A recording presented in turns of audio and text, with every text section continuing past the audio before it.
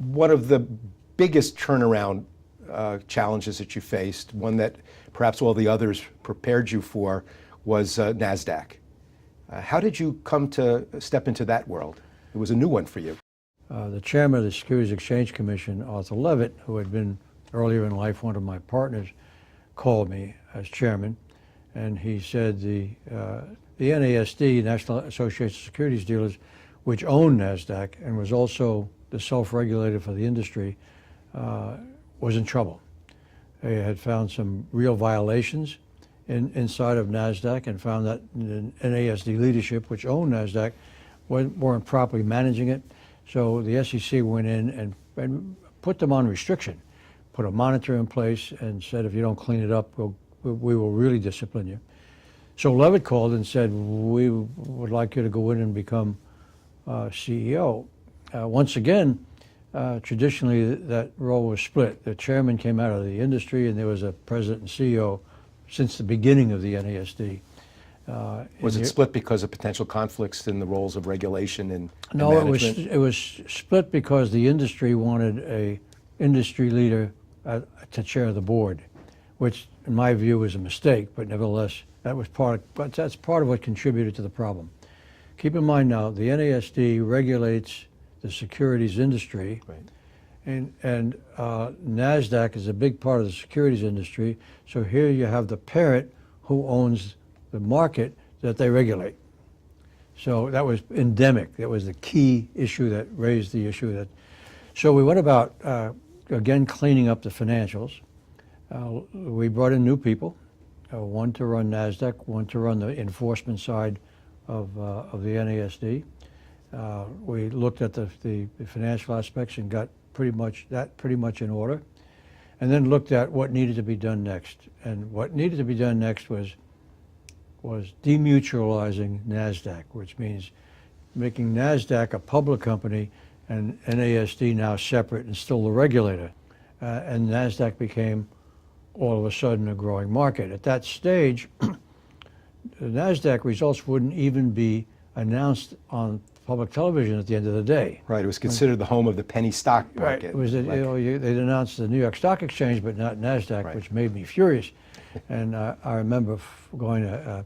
But was that deserved at the time? Because NASDAQ really was a home for a lot of companies that frankly couldn't find a home in other places. Historically it was originally, but at this particular moment when we split it, we had Microsoft, we had Intel, we had Starbucks. I mean, we had real big companies. Right. So part of it was because of the New York Stock Exchange. The New York Stock Exchange didn't want us to compete and did everything they could politically to suppress the NASDAQ, which is business. That's the way it worked. And but once we made the issue public, and I testified to Congress, and I got Levitt on our side, the SEC on our side, right. There was no choice but to pay attention to us. We opened NASDAQ Europe, we opened NASDAQ Japan. All of a sudden we were real, and we were really competitive. We built a physical facility on 42nd Street in Manhattan, where we were competing with the New York Stock Exchange and the Bell at the end of the day. We had nothing. So we put together the NASDAQ market site, which is still there today and has prospered. So we became a real market. The rivalry between the other exchanges and NASDAQ continued after you got there, and they continued to try to thwart what you were trying to do. How do you fight people who are that powerful, have those kind of ties as deeply as they were with Congress, with some of the biggest companies in America? How do you do that? Day to day in the trenches, one step at a time. We did a lot with the public. We did a lot with our companies, listed companies. You'd get Microsoft and Starbucks worked up about all of this, and people begin to pay attention.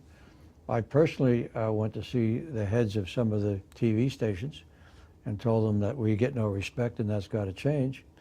And I remember sitting in the office at the Senate with the Senate Finance Committee Chairman and Arthur Levitt, and the politics of the Congress was to support the New York Stock Exchange. Right. And this guy told me, this chairman told me that he thought the stock exchange sat on hallowed ground. And here the rules were really not to allow us to properly compete. And I said to him, I feel like I'm in the Soviet Union in the old days with Stalin trying to head a company. And I did say, Levitt was there, and I said, look, if that's the way it's going to be, I'll give you the keys, you run the place. It's one way to get the attention of a great capitalist is by invoking the image of Stalin. And it was a tense moment. This was a conservative senator from Texas. Right. And it was a tense moment. Arthur Levitt, the senator, and they didn't know what to make of my outrage. And I finally said, I think I've said everything I can say today, so let me know what you want to do. And I got up and I left. And Levitt said to me, after you left the room, the senator said, I like that guy. Let's try and work this out. He never said that to my face, right. I mean, ever. Right. But the fact was that the politics were stacked against us, and right. The only way you can confront that is by confronting. Now, I didn't care I mean, I could get up and walk away. Some guys really need the job so bad where they wouldn't do that, but they knew if I left publicly on this issue, it would have been some news, and so it worked out.